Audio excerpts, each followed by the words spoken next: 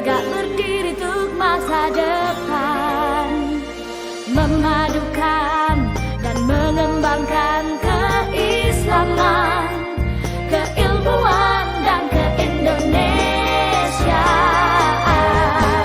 Serukan UIN, Sunan Kalijaga, unggul dan terkemuka.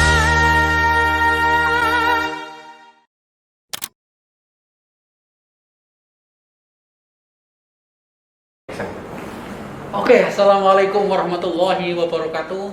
Waalaikumsalam warahmatullahi. Para sivitas akademika UIN Sunan Kalijaga dimanapun berada dan mungkin juga pemirsa lain di seluruh Indonesia. Kali ini Meet and Greet akan berjumpa dan berbincang dengan beliau Profesor Kiai Haji Mahasin yang sudah tidak asing lagi di lingkungan UIN Sunan Kalijaga dan juga PT KAIN seluruh Indonesia, ya, karena peran beliau seorang intelektual, juga seorang pemimpin, seorang birokrat, ya, dan kita semua akan banyak belajar, ya, dari paparan yang sangat singkat ini. Untuk memulai, mari kita lihat sejarah Prof. Mahasin dari Purworejo, tempat kelahiran beliau dan kuliah di UIN Sunan Kalijaga. Gimana itu, Prof? Baik. Ceritanya. Assalamualaikum warahmatullahi wabarakatuh. Pak Rektor yang saya hormati. Saya ini orang kampung, ya. Orang kampung. Berarti sama kita. Cita-citanya itu tidak muluk-muluk, tidak. Waktu saya sebetulnya waktu kecil itu saya ngaji pagi, pagi sekolah di madrasah yang katakanlah 75% materi umum, lalu sorenya itu madrasah juga, tapi dibalik yang hampir tidak ada umumnya, ya. Jadi berarti murni diniyah. Murni diniyah.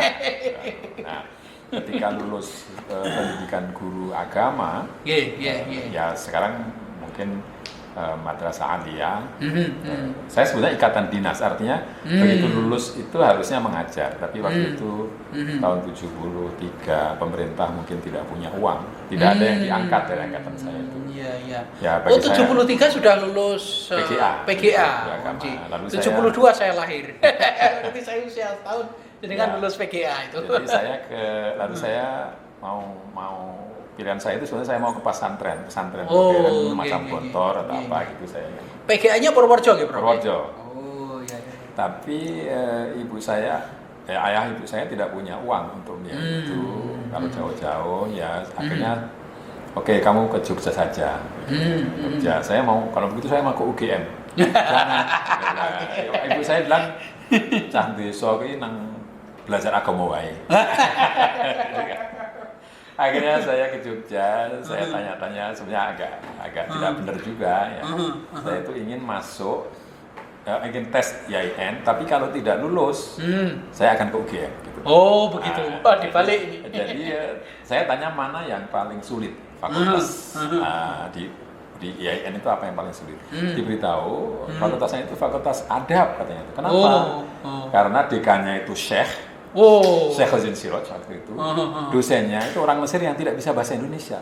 Wah, ini saya pikir, saya mau ke situ supaya nanti saya tidak diterima. Pikiran saya, kalau tidak diterima, saya punya alasan kepada ibu saya tidak diterima di sana. Saya ke UGM. Ya, waktu itu belum sulit, belum ada UMPTN, belum apa, ya. Lalu ternyata saya diterima. Ya. Waduh, nggak jadi ke UGM. Nggak jadi ke UGM, saya lalu ketemu dengan dosen Arab, dosen Mesir, ya. Waktu itu namanya Ustadz Zamiti. Ustadz Zamiti itu suatu hari saya tuh datang terlambat. Beliau marah. Gitu. Tapi saya tidak ngerti kalau saya dimarahi. Karena ngomongnya Arab itu seperti baca Quran. Jadi saya mikir ini Quran gitu, ya. Jadi saya tidak ngerti apa yang dimarahi. Tapi lalu kawan saya dari Gontor beritahu saya, kamu dimarahi, kenapa malah tersenyum? Oh, saya pikir mendengarkan Quran. Berdoa. Itu pengalaman yang bagi saya tidak terlupakan. Tapi akhirnya ya saya berusaha keras kepada dosen tertentu, saya tidak mau bahasa Indonesia. kepada ingat saya 3 orang dosen, saya tidak mau bahasa Indonesia sampai sekarang sebetulnya, tapi yang 2 sudah meninggal, yaitu Pak Ali Abu Bakar Basalama, Ali Abu Bakar Basalama, lalu Pak Taufik Ahmad Dardiri, lalu Pak Ma'mun Muhammad Nuroi. Dengan 3 orang ini, kalau tidak ada orang lain, saya pasti berbahasa Arab. Jadi kalau ada orang lain berarti saya. Ketiga-tiganya saya pernah masuk kelas beliau bertiga itu. Pak Ali pembimbing saya, Pak Amun pembimbing saya. Pak Taufik itu sebetulnya posisinya agak sulit ya, karena suatu saat saya mengajar, diajar beliau, tapi saat lain saya mengajar beliau. Jadi beliau dekan juga ya? Dekan sebelum saya. Jadi persis sebelum saya, jadi saya menggantikan Pak Taufik. Itulah pengalaman saya di Jogja. Saya kira ya hidup pas-pasan. Saya terpaksa harus bekerja, membantu kawan-kawan menulis. Kalau ada tulisan ada orang nulis risalah waktu itu, ada risalah waktu itu ya. Skripsi ya? Bukan, 3 tahun buat risalah. Oke, BA ya? BA. Kan BA-nya di Adab itu semua harus ditulis dengan tulisan Arab. Nah, saya itu buruh menulis Arab itu. Berarti tulisannya bagus dong? Ya, bisa dibaca, tapi tidak bagus. Bisa Fontnya dibaca, bagus. bisa dibaca. Hanya sekedar bisa dibaca. Dan orang-orang itu senang ke saya karena langsung kalau ada kesalahan nahu saya betulkan. Jadi ada imla, kaidah-kaidah imla yang salah saya betulkan, jadi itu. Tapi tidak dibayar dengan duit, kadang-kadang rokok, ada yang bahan celana, ada yang... Dan akhirnya berkahnya jenengan juga akhirnya mengajar juga di sini dan bahkan memimpin fakultas, dan akhirnya jenengan memimpin perguruan tinggi seluruh Indonesia di Jakarta. Tapi satu hal yang bagi saya mungkin penting di share di sini. Saya itu tidak pernah mencari uang. Uang itu meskipun sedikit datang sendiri ke saya, karena tadi orang minta dituliskan, ada seterusnya, minta kadang-kadang terjemahan, minta diterjemahkan, atau tentir atau apa, diberi itu. Tapi saya tidak pernah menyebut berapa harus saya diberi dan seterusnya, tidak pernah. Nah, lalu setelah lulus, ya saya tidak tahu waktu itu kenapa, apa salah saya tidak tahu. Saya tidak pernah diberi jabatan. Itu menguntungkan bagi saya, karena dengan begitu lalu saya pada scholarship ya? Iya, saya sudahlah tersetan dengan jabatan. Orang lain menjabat ini itu saya tidak intelektualnya lebih matang gitu. Saya misalnya kursus bahasa Prancis, lalu ya itu saya ingat betul. Saya bayar sendiri. Tanya orang, apakah fakultas membantu? Saya bilang, bahwa saya yang perlu, kenapa harus minta bantuan fakultas? Ya, jadi ya itu saya betul-betul semua saya biaya sendiri, kursus bahasa Jerman sebelumnya. Jadi sebelum bisa bahasa Prancis saya sebetulnya sudah mengerti bahasa Jerman. Jadi urutannya itu Jerman, Arab itu Arab Inggris itu hampir bersamaan. Arab Inggris, lalu Jerman Prancis. Jerman dulu, lalu Belanda, baru setelah itu baru Prancis. Nah, Prancis itu agak lucu karena itu waktu saya di London mengumpulkan bahan untuk penulisan disertasi, itu saya hindari semua yang bukan bahasa Inggris, saya hindari. Inggris dan Arab aja yang saya kumpulkan. Tapi lama-lama kok yang bahasa Prancis kok makin banyak gitu saya bukan. Waduh, ini kalau saya tidak bisa, bagaimana saya menulis disertasi? Lalu saya sampai di Leiden saya beli kamus bahasa Inggris, bahasa Prancis, Prancis Inggris ya. Lalu waktu itu koordinator yang membawa kami ke Belanda, Nico Kapten. Nico Kapten. Dia tanya pada saya, kamu bawa apa hasil? Ya saya bawa kamus bahasa Inggris, saya baru Prancis Inggris baru beli di toko Loak. Kalau mau belajar Prancis, saya dibawa ke facilitated building, bangunan untuk fasilitas gitu ya. Di situ ternyata ada kursus gratis. Istilahnya otodidak gitu. Jadi hanya disediakan bahan-bahan, belajar sendiri silakan. Daftar itu daftar jamnya aja. Saya mau jam sekian, lalu dapat kursi dengan audio visual. Tidak ada visualnya, hanya dengan audio. Lalu kita baca buku, mendengarkan suara. Saya ingat itu pertama kali begitu nyetel Sebutnya ensemble. Ini Ambre. sebutnya ensemble. Apa ini ngomong apa gitu. Lama-lama dia mengatakan je voudrais ensemble. Jadi seperti itu ya. Nah, ini semangat ini yang perlu kita tiru ya para dosen muda dan mungkin juga para mahasiswa. Jadi belajar bahasa itu seharusnya itu motivasinya dari dalam, dan bahkan Prof. Mas ini belajar sendiri ya, belajar sendiri, biaya sendiri, dan ini yang harus ditiru ya. Dan bahasa ternyata juga bisa dilalui gitu. Iya, memang agak aneh ya, saya ini lulusan bahasa Arab, guru bahasa Inggris. Guru bahasa Inggris. Tetapi yang membuat saya kesana kemari bahasa Prancis. Jadi itu artinya lebih memfasilitasi ya. Jadi, saya kenal Arkun pertama kali itu di kelas Prof. Masin ya. Oh iya. Membawa lektur Dukurang ya. Lektur Dukurang itu. Iya. Dan itu langsung Prancis diterjemah langsung kepada para mahasiswa waktu itu. Terjemahan saya pertama kali dari bahasa Prancis ke bahasa Oh iya, dan akhirnya diterbitkan di ada yang tahu, Leiden ya. Ada orang tahu, orang Belanda yang tahu, lalu diterbitkan dalam bahasa bahasa Indonesia itu diterbitkan di apa namanya Inis di Inis Leiden. Ya. Gini Prof, ini kan ada dua hal lagi sebetulnya yang kita ingin tahu. Yang pertama adalah kepemimpinan atau leadership jenengan, baik itu di universitas maupun di Kementerian Agama.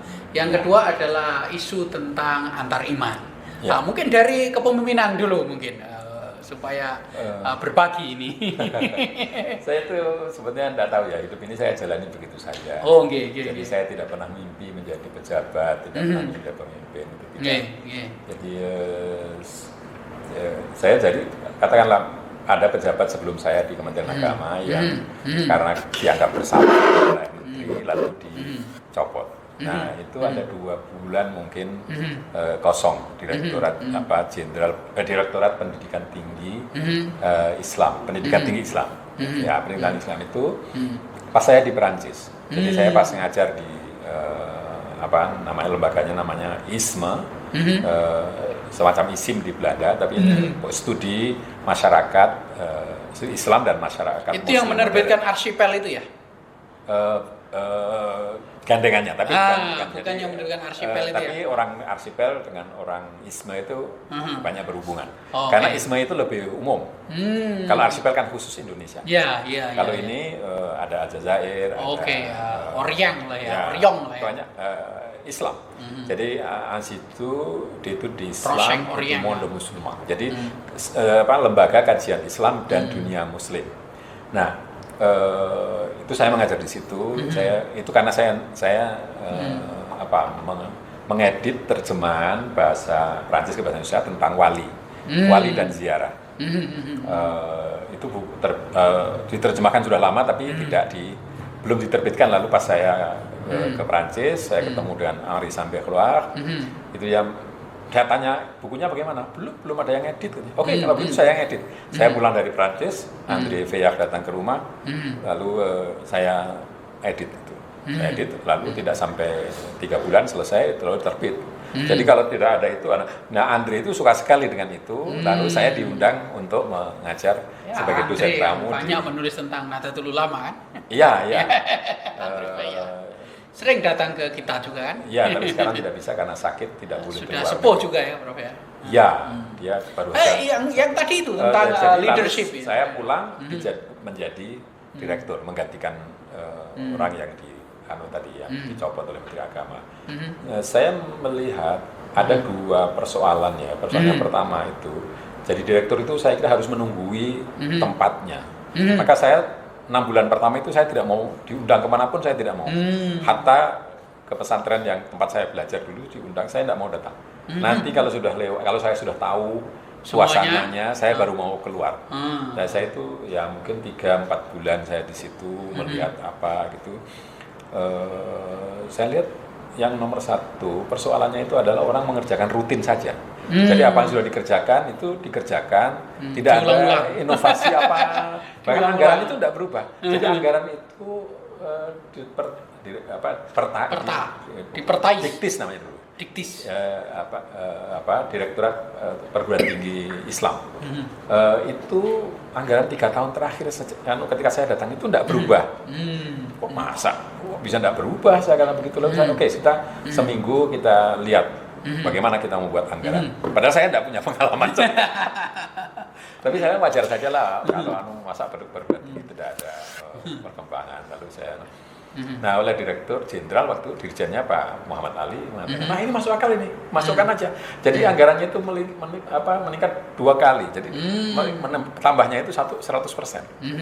Wah itu orang lain lalu mengiri. Nah sudah saya ini saja tidak akan saya tambah lagi kan. Nanti terlalu banyak. Jernih sebetulnya. Tetapi sayangnya memang belum bisa seperti itu. Masih saja ada seperti itu. Jadi itu kepemimpinan. Nah lalu yang itu prinsip saya saat itu mestinya semua diberi kesempatan ya. Tapi tentu saya juga hidup tidak sendirian, jadi ada paksaan-paksaan dari sana sini yang saya harus akomodasi. Lalu tidak lama di situ saya dipindah, ya gampangnya saya dicopot. Ganti menteri saya dicopot. Mungkin saya tidak bisa mengakomodasi keinginan menteri. Kadang-kadang saya kaku dalam hal ini ya. Saya sudahlah dicopot, saya pulang ke Jogja. Tapi oleh Sekjen jangan pulang Pak Masin, di sini saja. Menteri itu datang pergi, tapi kementerian kan tetap gitu. Jadi harus di sini ya sudah. Lalu saya jadi stafnya Sekjen. Lalu Sekjen kira-kira 6 bulan. Setelah 6 bulan saya bilang pada Sekjen, Pak Sekjen bagaimana 6 bulan saya tidak ada pekerjaan, staf juga tidak pernah dikasih pekerjaan. Oke, tunggu sebentar lagi. Nah, jadi sebentar lagi mungkin lalu 2-3 bulan, 2-3 minggu saya dilantik sebagai kepala Badan Litbang. Nah di situ, ya di situ saya ketemu dengan kegiatan saya yang ditanyakan oleh Pak Rektor tadi, yaitu interfit.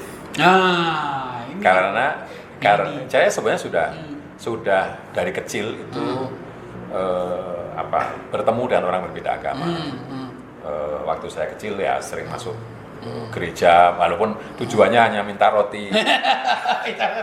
Jadi bagi saya tradisi Prof. Masin ini sudah lama, bahkan saya amati ketika beliau masih di Intervide kan gitu. Iya. Di Intervide ada Pak Tea Sumartana, ada Johan Effendi, ada Pak Narti, ada banyak itulah. Di samping itu kalau di NU kan sangat jelas ya orientasi Gus Dur tentang itu.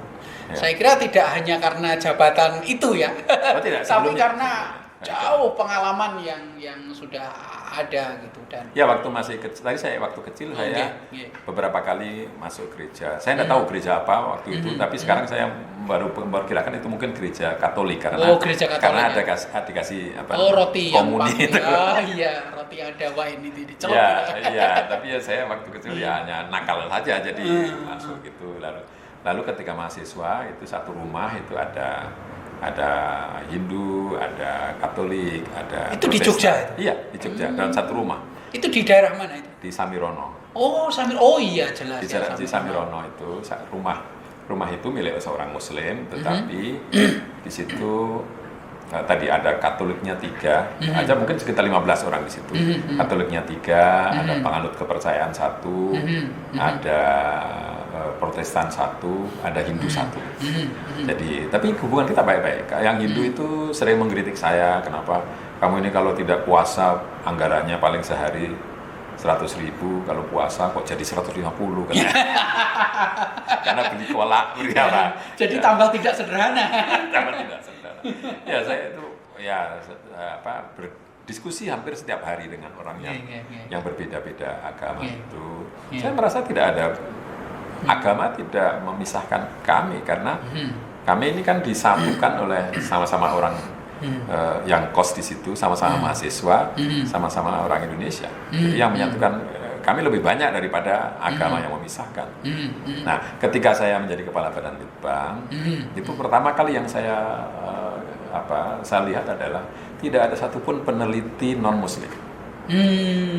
Nah, itu saya usahakan selama saya di sana 2 tahun untuk bisa menarik seorang peneliti yang non Muslim. Berhasil satu Hindu, kebetulan staf saya sendiri saya pindahkan ke situ. Belum lama ditarik ke tempat lain. Terus ada lagi yang dari Staken Ambon Ambon sudah setuju, tadinya rektornya setuju, tapi begitu mau sampai diurus jadi rektor yang tidak jadi bolehkan.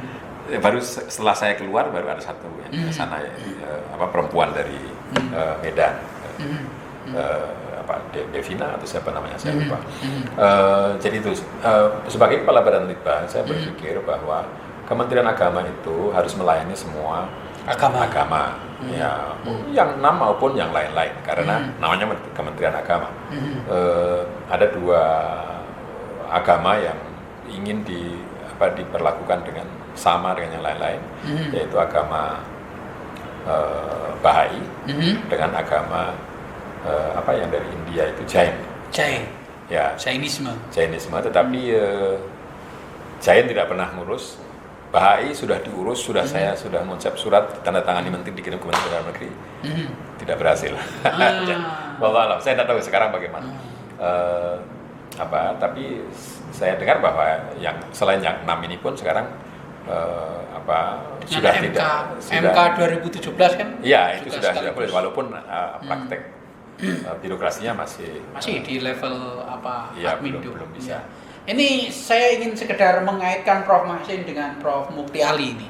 Ya. Kalau di Jogja ya tentu saja lah karena beliau saya kira yang pertama ya tentang dialog antar agama, pembangunan jasmani rohani, relasi agama negara, antar agama, interagama. Apakah pernah bertemu atau dalam satu forum atau mengambil kelas Prof. Mukti Ali? Iya, saya pertama kali ketemu Pak Mukti itu diskusi malam Sabtu. Oh iya, masih berjalan sekarang. Bisa, diskusi malam Sabtu. Masih jalan sekarang. Ketika saya di Jogja itu, ketika tidak ada Pak Mukti pasti saya. Oh. Tapi saya ke Jakarta lalu diganti Pak Karim, tidak tahu sekarang. Masih Pak Karim. Masih Pak Karim. Ya. Jadi saya merasa warisan Pak Mukti itu ada 2 yang harus saya lanjutkan waktu itu, yaitu diskusi malam Sabtu dan memberi kuliah tentang Islam di Duta Wacana. Tetapi lalu yang di Duta Wacana saya tinggalkan, diganti Bu Alef, tidak tahu sekarang siapa. Hubungan dengan Duta Wacana itu bagus, lalu kita menyelenggarakan kursus tentang Islam, Siti namanya. Mungkin Pak Rektor mendengar, itu almarhum Pak Joko Sutopo yang Pak Joko sering di Pasca juga kan. Waktu itu saya dekan Fakultas Adab, lalu kita rembuk bersama dibuka. Tapi kembali ke Pak Mukti, terus tahun 83 itu kan dibuka S2 pertama di Jogja. 83?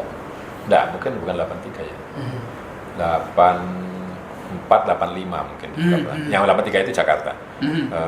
Lalu setahun kemudian dibuka Jogja. Nah, saya kuliah dengan Pak Mukti Ali. Itu pertama kali saya ketemu dan intensif. Ini Pak Mukti itu memberikan kuliah History of Religion dengan membaca buku Joachim Bach. Langsung. Ya, Joachim Bach itu disuruh baca dari 20 orang yang dianggap agak lancar itu saya dengan Pak Jaman. Tapi Pak Jaman karena sibuk atau bagaimana jarang belajar bersama. Kalau saya belajar bersama, nah itu ujian pertama kali itu saya ujian itu tidak lulus. Kenapa? Karena saya terlalu banyak melayani orang belajar itu, saya lupa pada bagian saya sendiri. Sejak itu saya tidak boleh lagi. Saya sekali ini tidak lulus, tapi yang setelah itu harus lulus. Ya. Nah, setelah itu lalu ujian lainnya selalu lulus pertama dan A. Jadi saya itu merasa malu sekali sama Mukti. Ditanya tidak ngerti lalu. Jadi lalu ketika menulis tesis, saya minta Pak Mukti sebagai pembimbing. Dan beliau bersedia, walaupun agak lama berdebat, lama saya tidak mau mundur, Pak Mukti tidak mau mundur. Tentang masalah orang yang bukan Muslim itu bisa masuk surga. Tapi akhirnya itu tidak ada lagi di tesis saya. Saya tidak tahu. Padahal saya rasanya dulu saya tidak mau mengubah, tapi ketika terbit kok tidak ada. Saya ubah karena supaya Pak Mukti mengatakan tidak bisa saudara, gitu, tidak bisa. Kalau hanya pendapat sendiri, itu begitu. Tidak mau tanda tangan seperti itu. Nah itu lalu, tapi beliau sangat perhatian pada saya, sering ditanyakan dan seterusnya. Saya merasa kalau beliau sayang gitu ya. Lalu ketika nulis disertasi juga pembimbingnya Pak Mukti. Jadi saya itu bimbing disertasi dan tesis. sanatnya sambung.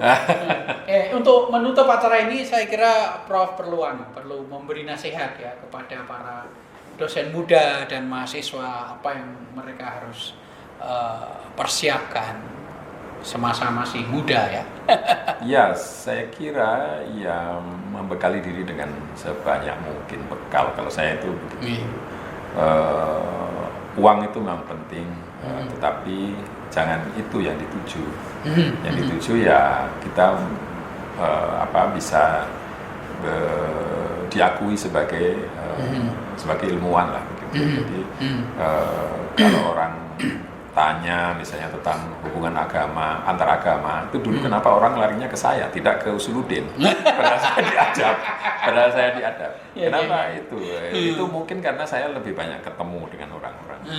Itu, dan waktu itu saya banyak menulis ya. Saya suatu hari ketemu misalnya dengan siapa namanya yang di Paramadina yang sekarang Budi Munawar Rahman. Iya, saya kira Budi Munawar.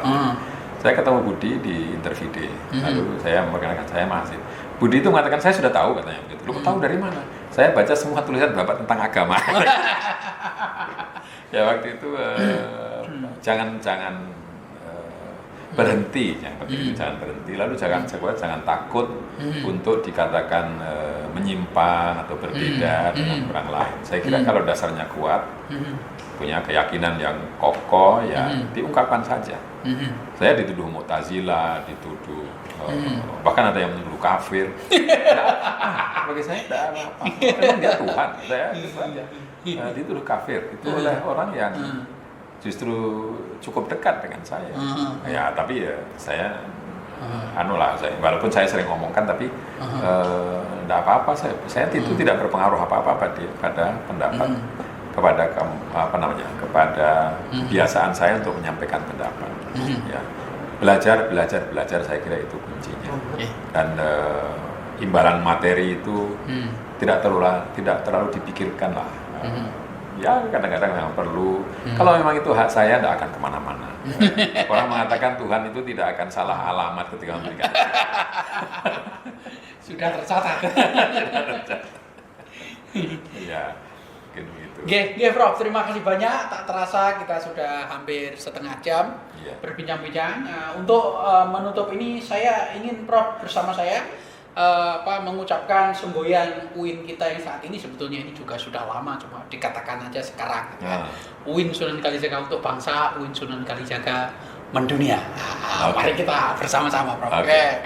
1, 2, 3. UIN Sunan Kalijaga untuk bangsa, UIN Sunan Kalijaga mendunia. Demikian, terima kasih para pemirsa Sivitas Akademika, dan terima kasih juga Prof. Mahasin yang sudah bersedia di channel ini. Jaga kesehatan dan tetap bahagia. Demikian, Assalamualaikum warahmatullahi wabarakatuh. Waalaikumsalam warahmatullahi wabarakatuh.